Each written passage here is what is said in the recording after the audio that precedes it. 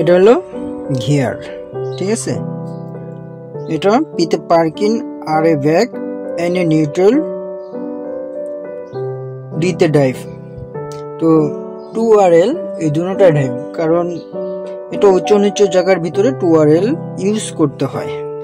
আর যখন আপনারা গাড়ি যখন স্টার্ট করবেন, ঠিক আছে, এখানে গিয়ার থাকবে।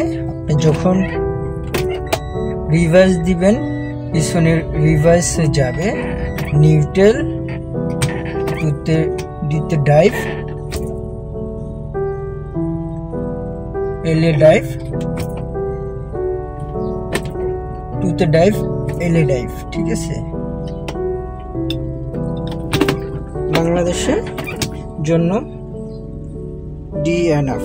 যখন গাড়িটা ভাগাবেন, হ্যান্ড ব্রেকটা এভাবে চাপ দিয়ে নামাবেন। যখন নামাবেন তখন এইটা, এই যে এখানে একটা সুইচ আছে, চাপ দিবেন, নেমে যাবে। যখন আবার হ্যান্ড ব্রেক টান দিবেন, এভাবে টান দিলেই হবে, ঠিক আছে, উঠে যাবে, ঠিক আছে। এটা হলো আপনার হ্যান্ড ব্রেকের কাজ।